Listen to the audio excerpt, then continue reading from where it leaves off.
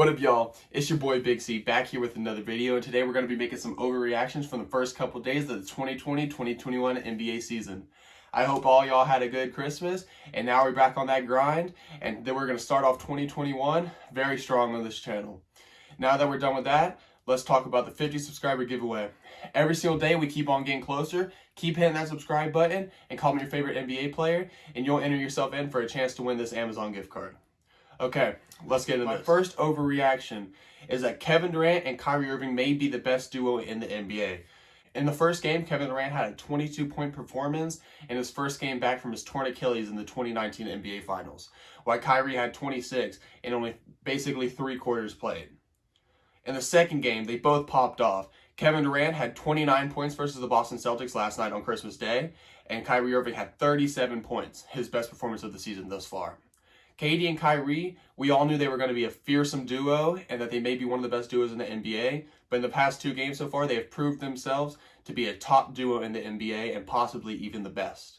The Nets are going to be a force to reckon with this season. Piggybacking off that, my next overreaction is that Kyrie Irving might be the best point guard in the NBA. With Steph Curry struggling throughout the first 2 games of the NBA season and Kyrie Irving having some amazing performances, Kyrie Irving is averaging 31.5 points per game, while Steph Curry is only averaging 19.5, and Damian Lillard had a terrible performance on the 23rd of December.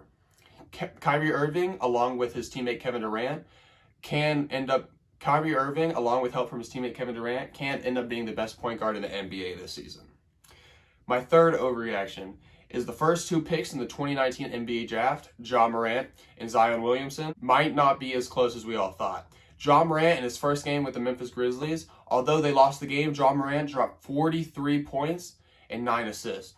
In Zion's first game of the season, he only dropped 15 points, and although yesterday he had an amazing performance with 32 points, Ja Morant's 44-point performance on the 23rd may have proved to people that Zion isn't as amazing as everybody thought compared to Ja Morant. Ja Morant may be the best player out of the 2019 NBA draft. My fourth overreaction is that the Battle of LA might not be much of a battle this season. Through the first 2 games, although the Lakers played well on Christmas Day against the Dallas Mavericks, they struggled against the Clippers on the first game of the season. The Clippers ended up beating them by a decent margin, and Paul George had an amazing game. Kawhi Leonard played well, while neither of LA's stars had spectacular games. And although both of them bounced back in the second game, Paul George and Kawhi Leonard have continued to play well, and they have become 2-0, where the Lakers are only a 1-1. Paul George is averaging a spectacular 28 points per game, while Anthony Davis is the Lakers' leading scorer with only 23 points per game. The Clippers could end up being what everybody thought they were going to be last season this year. And the Clippers could end up being the team to come out of the West this year. For my 5th overreaction of the 2020-2021 NBA season is that Chris Middleton may be an all-star starter this year. Chris Middleton has played absolutely spectacular during the first 2 games of the NBA season. Has led Milwaukee to being a 1-1 team thus far, even though it could be 2-0 if it wasn't for Jason Tatum's spectacular shot in the first game of the season against the Boston Celtics.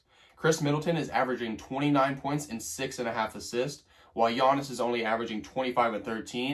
And although that is spectacular, Chris Middleton has carried their teams thus far. Chris Middleton has always been a very, very efficient and a very, very good scorer, but this season we have seen him play defense, pass the ball with 6.5 assists, and score the ball at will with 29 points per game.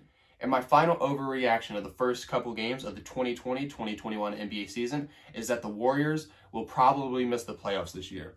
The Warriors have started with a very underwhelming 0-2 record, and Steph Curry has played absolutely horrendous with only 34% shooting from the field and only 20% shooting from the 3-point line. Steph Curry shooting only 20% from the 3-point line is absolutely unspoken of. In the games he played last year, although he only played 6 games last year, Steph Curry didn't shoot the ball very well, but he was playing better than he is this far this season. And that is why I think the Warriors will miss the playoffs. The Warriors are 0-2, and with the West being as stacked as it is this year and as competitive as it's been in years, I do not see a way the Warriors make the playoffs if they continue playing as they are right now. Those are my 6 overreactions for the first couple games of the NBA season.